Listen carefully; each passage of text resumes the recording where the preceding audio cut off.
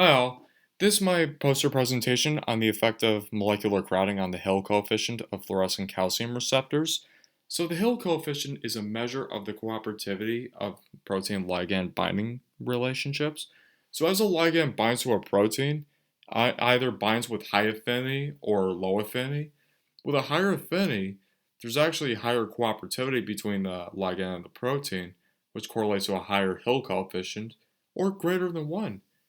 So the Hill equation also describes phenomena in biochemistry and biology such as the hemoglobin-oxygen binding relationship, and it's used to analyze drug-receptor relationships in pharmaceutical studies.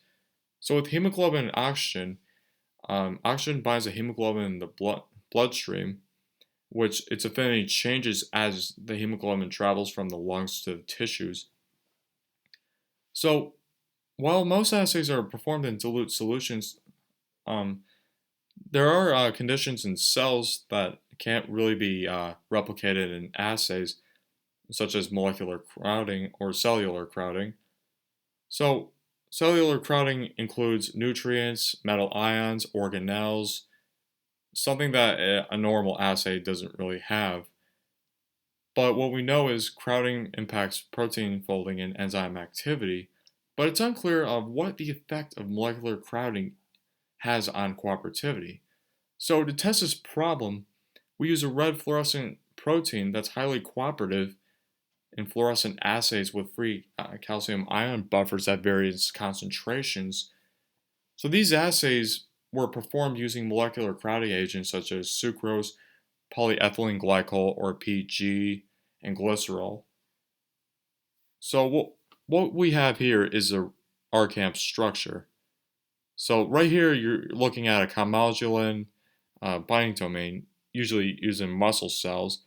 Since there's multiple calcium binding domains, this makes this protein a highly cooperative one and very useful for our project. And what we have here is a beta barrel domain, and that's where the fluorophore is located. And usually this is red. That's where it fluoresces red as soon as calcium binds to this commodulin. Uh, the conformational changes happen where it allows this protein to fluoresce. So what we had to do to help solve our problem was first synthesize a protein with E. coli cells that were transformed with the RCAMP plasmid, and then they were cultured using 100 micrograms per milliliter of ampicillin and induced with 1 micromolar of IPG for 18 hours. After we had a sufficient amount of protein from numerous E. coli cells, we had ELYSIS cells, then further purify them with protein, actually with nickel affinity chromatography and size exclusion chromatography. And after we were done with the protein purification, we stored them in 50% glycol, and the protein was stored in minus 80 degrees centigrade.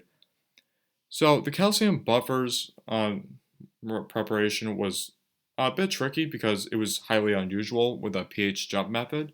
So we used calcium chloride and potassium hydroxide to get a buffer that did not change in pH that much. So we created a calcium HETA buffer.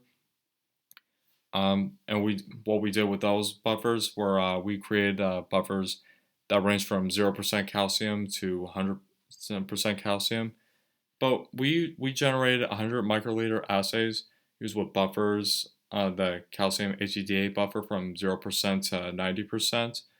And we also had a molecular crowding agent at multiple concentrations with the fluorophore.